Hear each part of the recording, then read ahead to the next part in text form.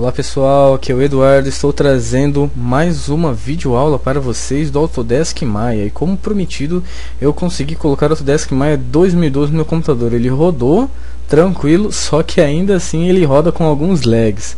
Mas tudo bem, para poder fazer os tutoriais dá tranquilamente. Bom pessoal, aqui vocês podem ver o que mudou a respeito do 2010, foi a interface, que ficou escura, né, por sinal mais bonita. Eu acho que a respeito de texturização, de fazer render nele, ficou um pouco melhor. E mudou a respeito, pessoal, dos atalhos. Vocês lembram que eu tinha falado que vocês tinham que tomar cuidado caso a letra estivesse em maiúsculo, minúsculo, que podia mudar o atalho que vocês iam fazer? Então, agora não tem mais, como vocês podem ver aqui na parte de duplicação.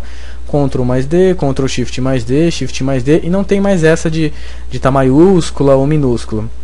Eles deram uma mudada nos atalhos para ficar padronizado, porque isso atrapalhava a questão de você estar com o Caps Lock ligado, né? Às vezes você queria fazer um atalho e não acabava fazendo porque ele estava ligado ou porque ele estava desligado. Tudo bem? Bom pessoal, vocês estão vendo que eu fiz uma espada medieval, né? Bem simples. Eu vou ensinar no final dessa aula como que eu fiz ela, tá ok? E agora pessoal, vamos para a nossa aula. O que eu vou ensinar para vocês é algo que eu acabei fazendo na videoaula anterior, que era de introdução. Eu acabei me antecipando naquela aula porque eu não sabia assim, o que ensinar para vocês de introdução. Porque minha intenção era vocês ver o programa, entender um pouco da interface dele e assim já conseguir ir modelando, já tendo aquele gosto, né, para já ir desde o começo já ir fazendo alguns objetos, mesmo que por mais simples que sejam. E se eu fosse fazer uma introdução bem simples, seria só falar o nome de cada uma dessas barras e mais nada, só dar aquela apresentada mesmo que este é o Maya, né? E seria meio chato. Então eu acabei dando uma pequena adiantada nele, né? Se alguém não gostou, desculpa, eu vou dar. Agora eu vou ensinar certinho cada uma das coisas. Bom, eu não tinha ensinado naquela aula, mas acabei fazendo, que é a criação de polígonos primitivos. Você vem aqui em Create, Polygon Primitive, e aqui estão os objetos, né, que tem aqui por sinal nessa barra. Você vem aqui e escolhe algum. Aqui do lado, pessoal, vocês veem que tem esses cubinhos. Esses cubinhos servem para você pré-definir como que ele já vai vir o objeto. O objeto em si ele já tem um padrão, né? Cada um deles, o número de subdivisões e o tamanho. E o que você quer, você faz na hora que você está criando. No caso aqui a esfera, ele vem com 20 subdivisões, né? De cada eixo aqui. Agora, se você quiser aumentar, é só modificar, que na hora que você criar aqui, ele já vai vir com um tanto de subdivisões diferente e também o tamanho do raio. É claro que cada um desses não tem, nem todos dele tem raio, como por exemplo o cubo não tem. Muda, mas esse é caso você já queira que ele já venha pré-definido, né? Que você está usando, vamos supor, com tanto número de subdivisões ou com um tamanho, ele já vem desse jeito. Eu não costumo usar muito isso, né? Mas em determinadas ocasiões você acaba tendo que usar. Agora eu vou fazer uma bola, né, uma esfera 5 para dar uma materializada. E aqui, pessoal, vocês podem ver que para que serve isso. Isso aqui é para você mover o objeto, né, para os lados que você quer. Eixo X, pode ver que ele ficou em amarelo. Y, Z, mesma coisa, só que aqui é rotação X, Y, Z. E o Scale, que é para você aumentar, né, enlarguecer ele no eixo X, Y e Z. E um conselho, pessoal, vamos supor que você quer dar uma enlarguecida aqui no X. Você pode aumentar por número, né, rotacionar por número, que aqui obviamente é em graus. E a posição que você quer que ele esteja. Aqui eu vou colocar um 0, que é a posição total inicial dele. E aí, pessoal, quando você não quer usar por número, você quer, eu quero ver o tamanho que ele fica. Assim, eu quero determinar o tamanho sem ser indo por número por número. Você aperta na letra, né, na escrita, e com o botão do meio do mouse vocês seguram e arrasta de um lado para o outro, dependendo do que vocês vão querer. Isso em todas essas opções dá para fazer, pessoal. Tranquilo? E agora o que interessa dessa aula é essa parte. É a parte de você poder mudar, colocar o número de subdivisões e mudar a respeito do tamanho dele, que no caso aqui é uma bola, né, que seria uma esfera. ele possui a opção de raio. Você aumenta e diminui. Ou aqui por número, diminui, depois aumenta. Vai de cada um. E as subdivisões, pessoal? Pode ver que ele já vem com 20, mas o cubo na verdade vem com 1 de cada um. O cubo na verdade ele vem com 3 tipos de subdivisões. Vocês vão ver. E para que servem elas? Obviamente ajuda na hora da modelagem. Olha, você coloca, quanto mais subdivisões você coloca, mais vértices vocês vão ter, mais faces vocês vão ter e mais arestas vocês vão ter. Então, pessoal, eu vou mostrar para vocês uma curiosidade a respeito dos jogos. Vejam só, eu vou diminuir o número de polígonos, que são esses quadradinhos, vou colocar 8, 8. É uma esfera?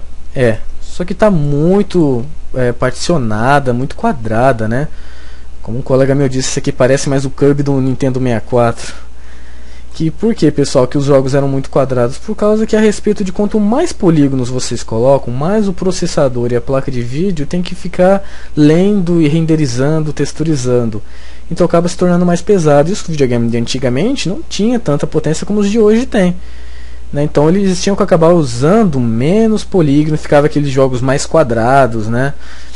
Com aquela aparência meio feia, mas que para a época era a última geração, porque estava começando o mundo do 3D. Então, quanto mais polígonos você coloca, mais arredondado ele fica, mais bonito ele fica, só que mais pesado ele fica. Até mesmo no programa, no meu computador, às vezes em algum caso, se eu coloco muitos polígonos, ele acaba dando muito lag. Para vocês verem. Perdão, deixa eu colocar 20 aqui, um padrão, né? E é isso, pessoal. Todos esses têm isso. Eu vou mostrar cada um para que vocês vejam. O cubo, que é o mais importante na minha opinião. Vocês colocaram esses 3 aqui, pessoal, nada mais é do que aumentar o tamanho dele, a largura, o comprimento e a espessura, né? A altura, no caso. E as 3 subdivisões. Por que 3? Vejam. Uma aqui, outra aqui e outra aqui. Pois obviamente é um cubo, então ele é 3D.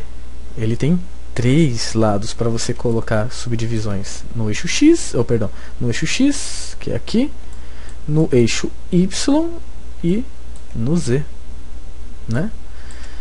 E no que isso influencia? Vou tirar aqui para vocês verem. Antes, na outra aula, eu mostrei a respeito dos vértices, né? Vocês pegam aqui e deformavam o objeto, fazia que nem uma rampa. Bem simples. Agora, pessoal, o que vocês podem fazer? Vocês aumentam o número e, se quiserem, no caso, claro, fazer mais uma rampa, na verdade, que nem aquelas rampinhas de skate, vocês aumentam aqui, aqui e vão deformando, pessoal, vai modificando e vai dando aquela sensação, né, aquele jeito de arredondado. Olha só, dá aquela noção maior de arredondado. Ah, mas ainda vejo que está um pouco particionado, meio quadrado ainda. Mas isso, pessoal, é conforme o número que vocês colocarem. Só que não fiquem se preocupando em colocar um monte para ter aquela qualidade de arredondado. Porque mais para frente tem ferramenta que auxilia nisso. Pois vocês podem ver em alguns vídeos ou imagens, sempre quando você vai modelar algum objeto, principalmente quando você vai modelar um personagem, vocês não fazem com um monte de polígonos, vocês fazem com poucos. Fica aquele personagem, aquele objeto bem quadrado. E depois você arredonda. Entendeu? Porque o próprio programa tem ferramenta para ajudar nesse arredondamento. Certo? Bom, esse foi o do cubo, né? Obviamente, né, não só vértices, as arestas aumentam quanto mais subdivisão. Mais faces também. Certo, pessoal? Mostrei o do cubo. Mostrar aqui de um cilindro. Não tem muito segredo. O que muda, ele tem a respeito do raio, né? Que o cubo no caso não tem.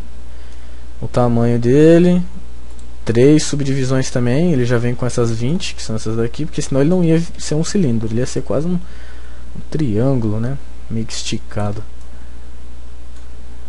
Subdivisão aqui no meio, cortando. E subdivisões aqui, pessoal, que é bem no centro dele. Ele vai criando cada vez mais. E lembrando, ele cria aqui em cima e aqui embaixo, sempre. Ó. 3, 3. 2, 2, 6, 6. Certinho? Agora a gente vai aqui para essa ferramenta que eu não uso muito, por sinal.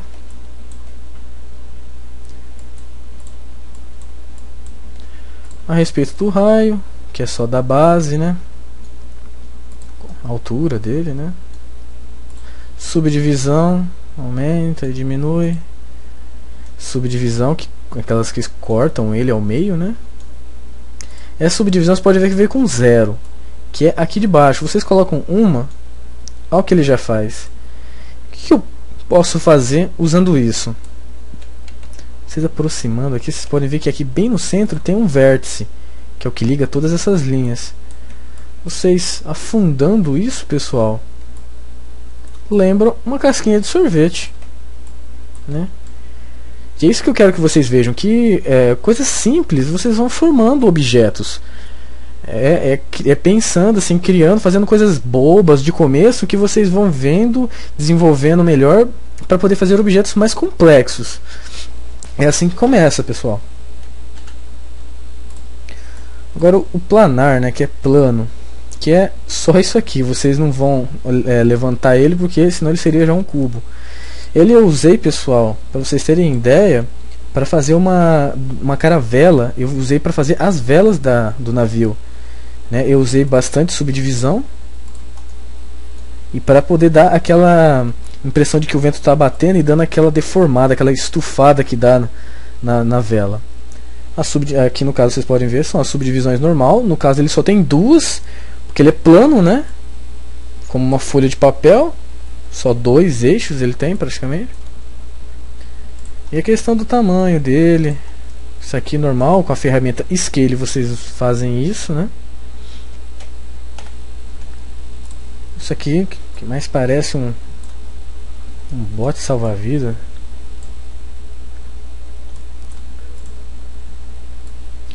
Isso aqui eu vou mostrar pra vocês que dá pra vocês fazerem um anel. Bem simples, mas dá. O raio, a espessura, a grossura dele, né? Não vou querer muito grosso, né? Porque anel não é tanto assim. Subdivisões, deixa eu aproximar. Quanto mais vocês colocam, mais arredondado. Quanto mais vocês diminuem, ó, ele vai ficando mais quadrado. Subdivisões daqui, ó. Ok? E o anel que eu ia fazer? Então, o anel é simples. Pronto. Feito um anel. Aí vocês determinam se vocês querem mais largo, mais grosso, um raio maior. Aí vai de cada um. É um simples de um anel. E essa pirâmide, pessoal? Essa pirâmide eu nunca usei ela. Nunca mesmo. Acho que basicamente ela deve se usar para literalmente fazer pirâmide. Não sei se dá. Nunca usei ela para deformar ela e fazer outros formatos. Aqui no caso, né, o tamanho dela. Subdivisões. Corta no meio. E aqui tem 0, pessoal, que é aqui de baixo, ó. Ele vai, a primeira que ele faz, ele dá esse corte que forma 4 faces. Aí vai formando. Beleza? E o último é esse daqui, que dá aquela impressão de ser que nem um cano, ou até mesmo, se vocês verem, dá pra fazer um copo, uma xícara, essas coisas. O raio dele, a altura, né? A grossura aqui, tipo a espessura dele, do orifício, assim, se ele vai ficar maior ou menor. Subdivisões, pessoal. Corta no meio. E aquelas que ficam aqui em cima. Aqui em cima e embaixo. Sempre forma nos dois. Certinho. E agora, o que eu vou ensinar? A duplicar os objetos. Vou criar um cubo aqui. Bem simples. Existem 3 tipos de duplicação, pessoal. São essas 3 aqui. A mais simples, que é Ctrl D, o atalho. Vocês podem ver que ele fica aqui dentro do objeto. Aí você tem que mover ele para poder tirar. Um Ctrl D de novo, ele cria outro. E assim vai.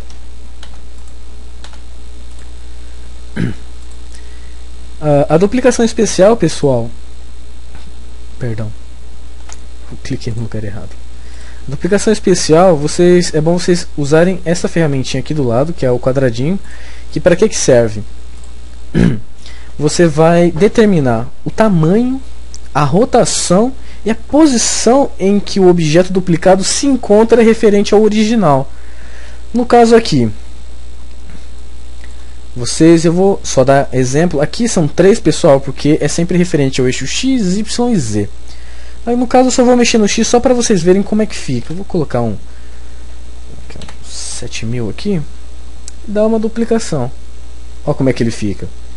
Igual ainda, claro, porque eu só pedi para modificar a posição referente ao original. Vou lá duplicar novamente. Agora, aqui, rotação. Vou colocar uma rotação de 10.000. Vejam, o espaço e ele rodou. Ele deu uma leve inclinada porque eu coloquei só 10.000. Mas deixa eu dar uma rotação maior para vocês verem. 30. Aplicação especial. Aê! Olha só. O espaço que eu determinei e a rotação que eu determinei referente ao eixo X. Podem ver que ele rodou, ó, referente ao X. Ó. Tranquilo. Super simples, pessoal. Nada muito difícil. E aqui referente, que é o scale, que é referente ao tamanho, né, que você vai dar no eixo X, Y e Z. Aqui eu não vou dar muito grande, eu vou dar um 3000. Olha só.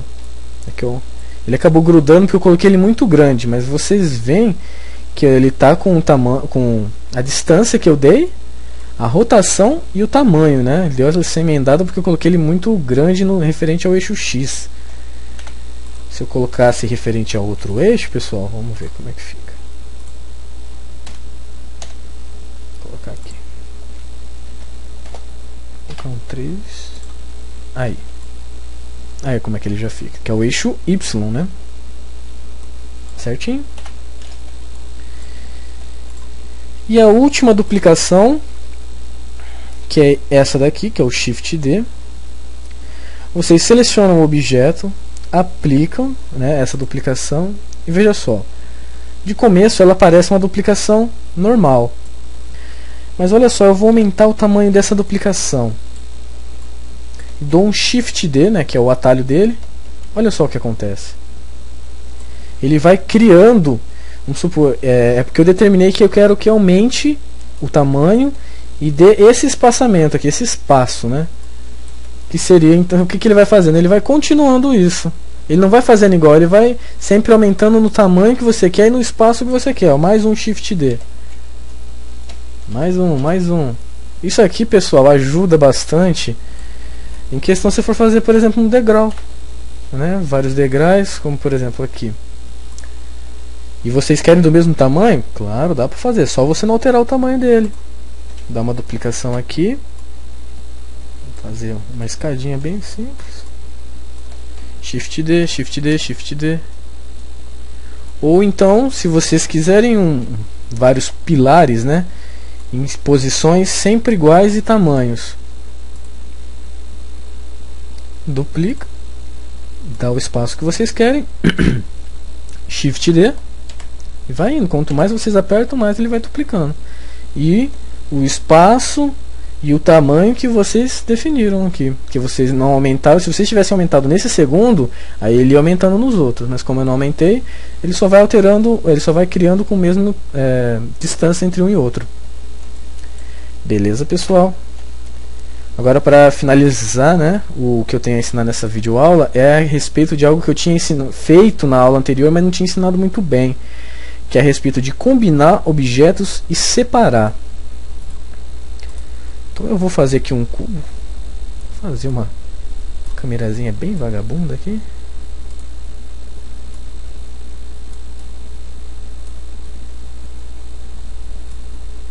Opa, perdão. Deixa eu fazer aqui para fora. Eu vou emendar esses objetos aqui. Fingir que é que nem uma câmerazinha fotográfica bem vagabundinha, né?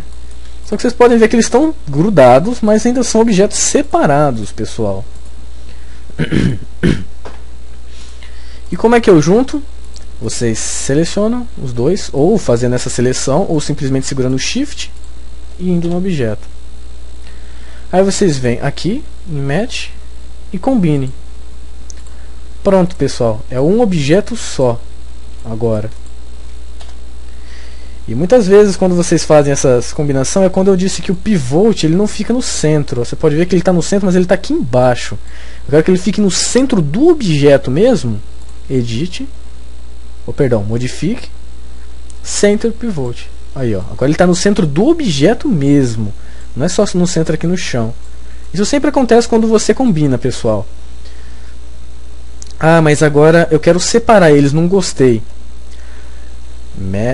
Match de novo, Separate. Separou os objetos. Um separado do outro.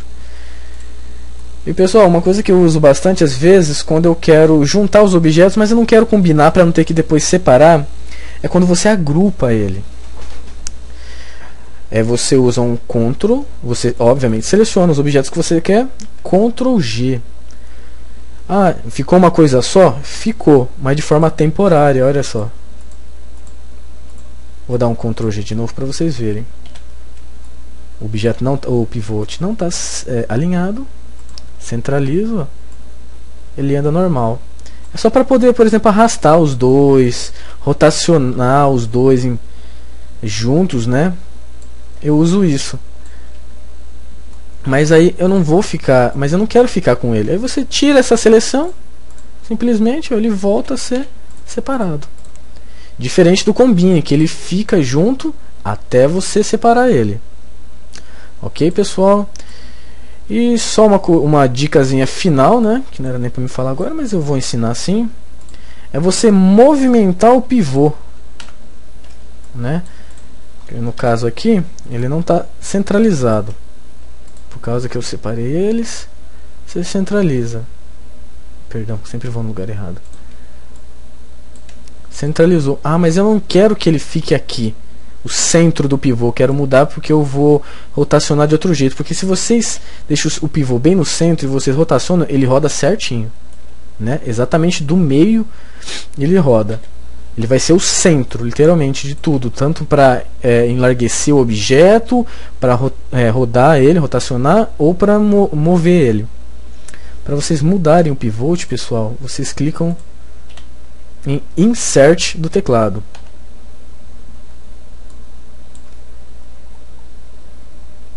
Opa, tá dando um lagzinho aqui.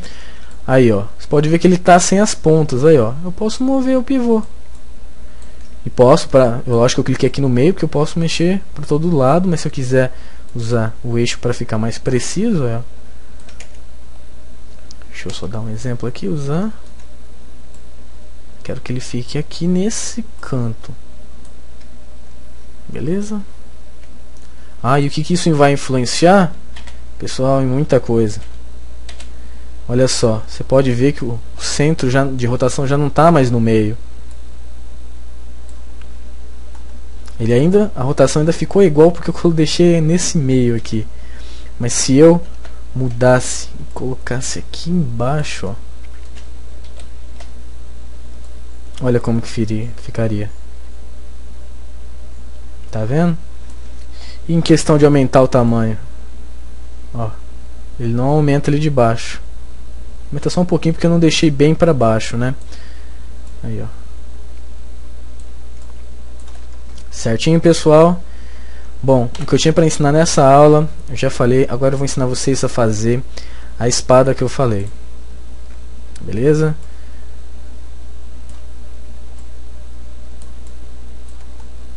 Colocam aqui. Essa vai ser a lâmina.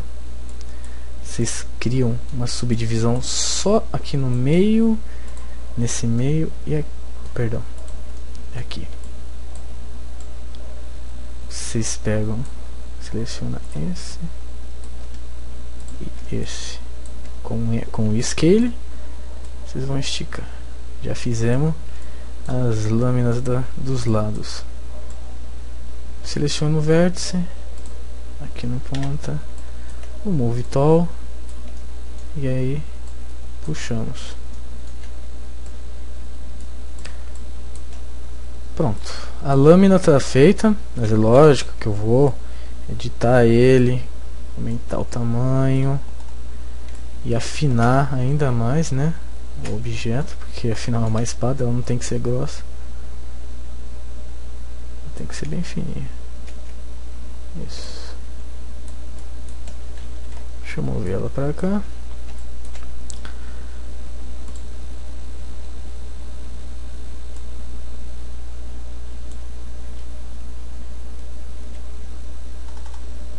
Aumentar aqui também.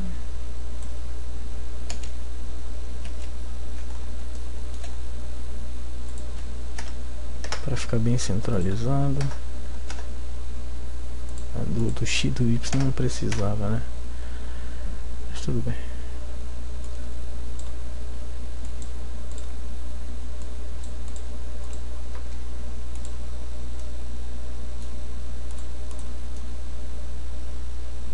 Caramba, tô errando aqui.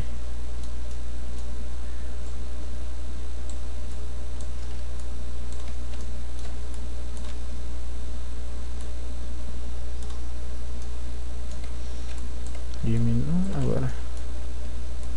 Vocês aumentam um pouco. Opa. Vocês aumentam essas aqui.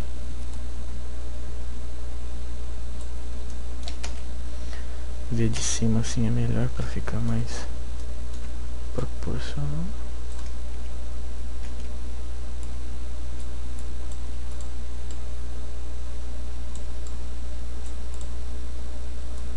E junta aqui na espada.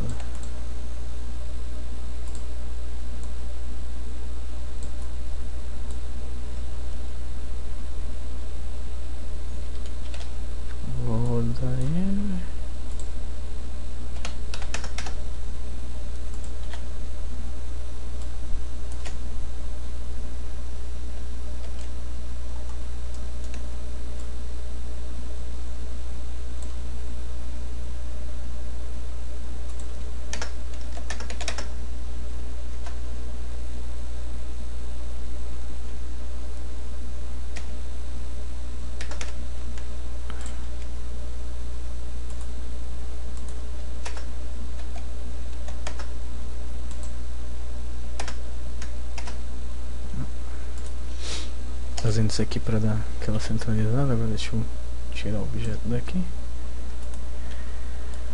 Aí emendo aqui. Eu dou uma enlarguecida aqui assim. Diminuída. A espada já está quase pronta, pessoal.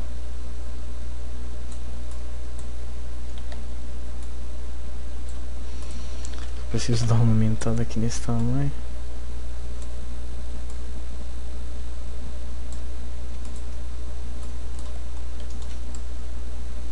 Puxar aqui. É sempre fazendo assim, pessoal. Deformando, consertando aos poucos. Por aí vai. Agora o toque final dele é aqueles detalhezinhos que eu fiz.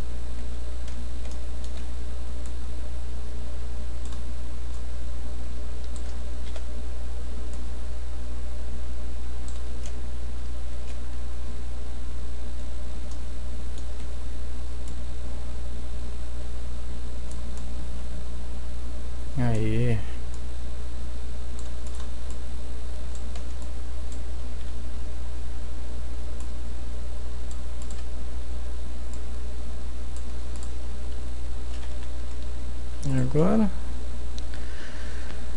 Vou dar um Ctrl G, que eu falei pra vocês que eu uso. Vou duplicando. Pivô, você pode ver que não está centralizado, mas não vai influenciar porque eu só estou movendo ele, né?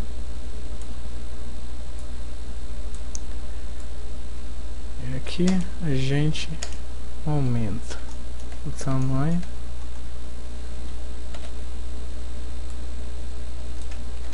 Agora tem que centralizar.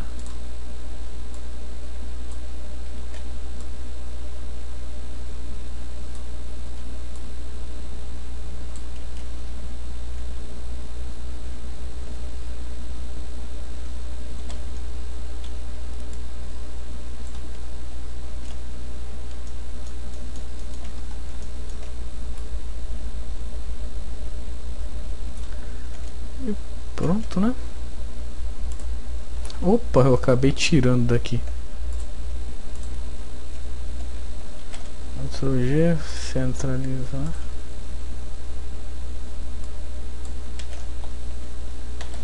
Duplico.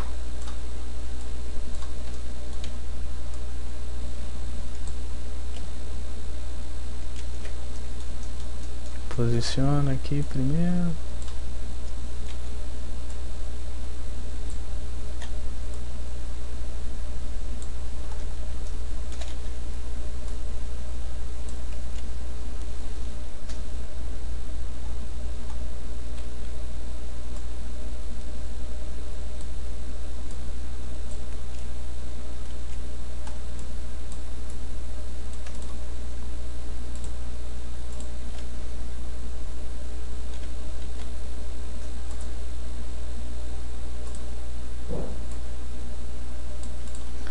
E tá aí, pessoal, a espada.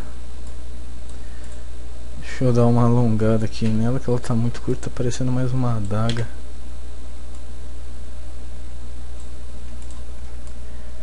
Prontinho, uma espada no estilo medieval. Bom, pessoal, a videoaula de hoje acabou. É só isso, espero que vocês tenham gostado. Se vocês gostaram, por favor, não se esqueçam, clique em gostei. Se gostaram mesmo, favorita o vídeo, que ajuda bastante na divulgação. E se você ainda não se inscreveu no meu canal, se inscreva aqui em cima. Ok? Até a próxima aula, pessoal. Fui!